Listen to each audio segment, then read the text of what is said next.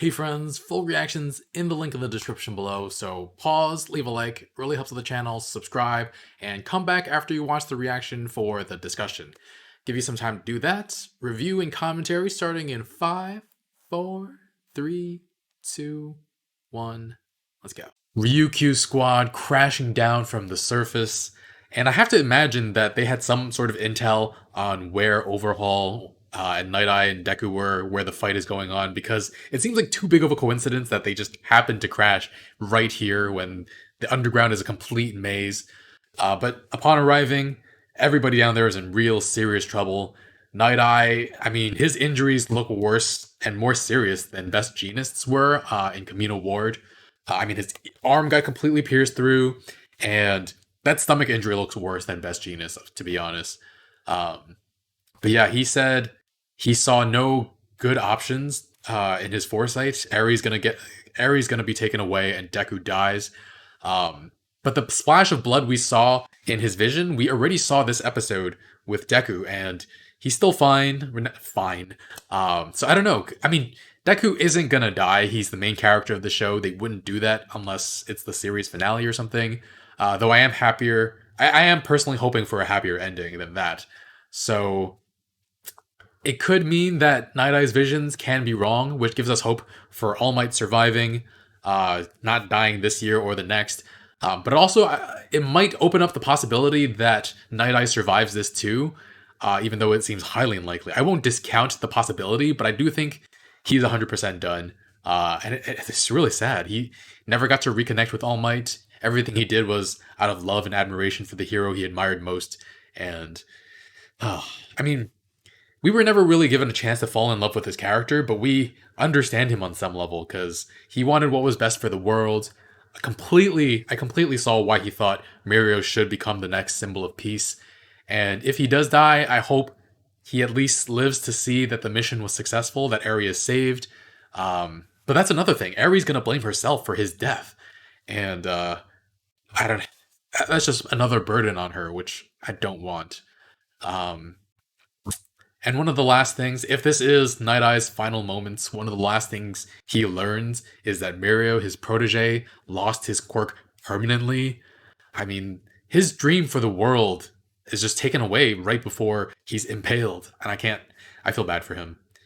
Uh, but yeah, I'm here wondering, was there any avoiding this? Because Deku was the one originally attacking Overhaul until Night Eye told him to stand down and took his place.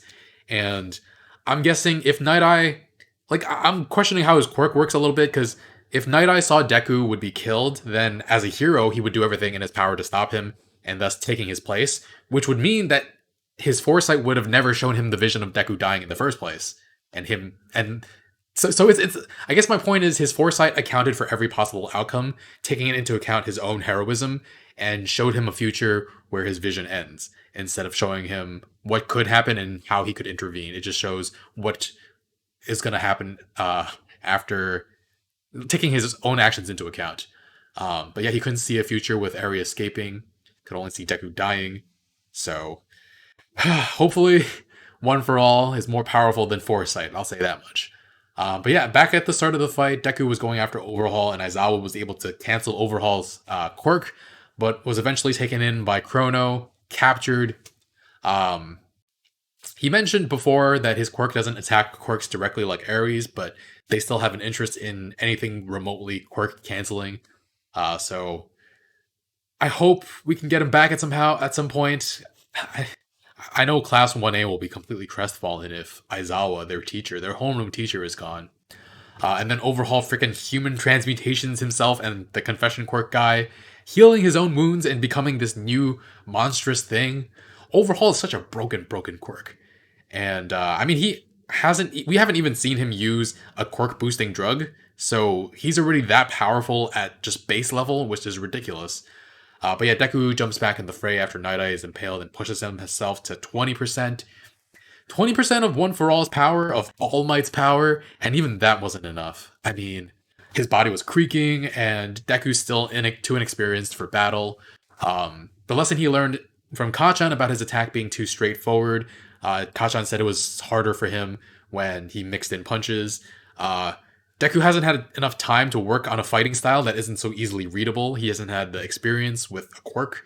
So, I don't know. I mean, All Might, I don't know that we've ever seen All Might display like supremely good fighting styles. He's just so overwhelming in power and speed that it doesn't matter. But I don't know.